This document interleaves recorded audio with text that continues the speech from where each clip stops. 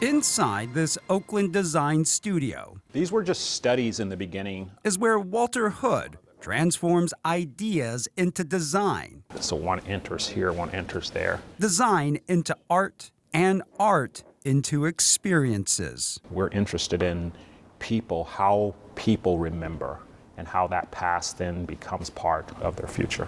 His latest future project to tell the story of a dark piece of history in the East Bay. This is a model of a project that we're working on, Sidney Deering Park and commemorative sculpture in Piedmont, California.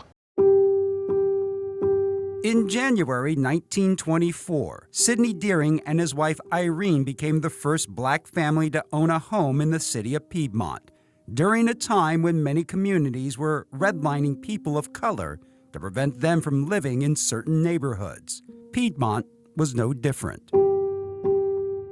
Newspaper articles show the city council and residents wanted the Deering family out, and when they refused, the town became angry. The home becoming a target. An unexploded bomb made of dynamite was found in the garden. And in May of 1924, a violent mob of 500 people surrounded the home. So after living there for less than a year, the Deering family, for their own safety, sold the home back to the city of Piedmont.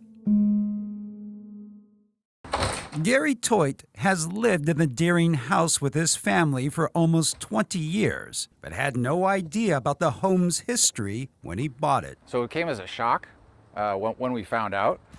A shock that was uncovered by Piedmont residents during COVID in 2020, who even set up this website documenting the city's shameful past. I think although the history is ugly, I think it's really important that we honor those people that went through it. And I'm glad that we know about it now and that the community is aware. A community who wanted to make things right. In 2020, the Piedmont City Council began the process of building a memorial to the Deering family inside the tiny redwood park that sits in front of the home. We are a different community today, and being a different community means facing difficult topics. It means confronting difficult chapters in our history.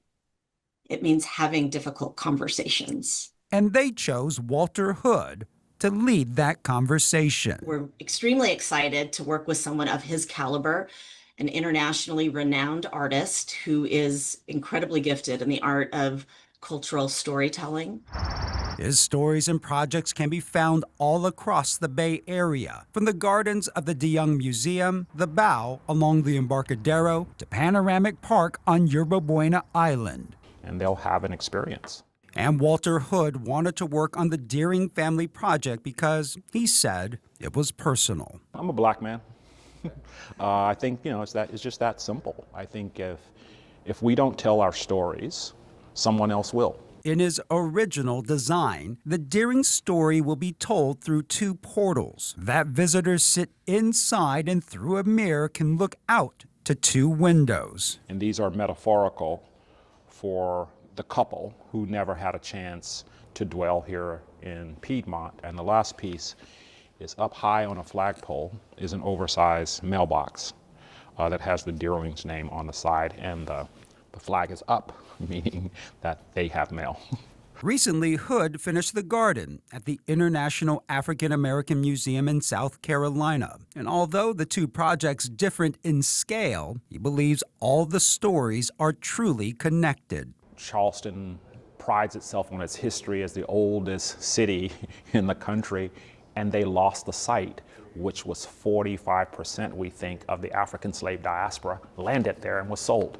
And so if a place like that, that's steeped in history, can forget, right, something that consequential, right, to the makings of America, little Piedmont, this little story, it's easy for this story to be swept under. But now, through the research of the local residents, the diligence of the city, and now the design of Walter Hood, a light will forever shine on the story of the first black family of Piedmont.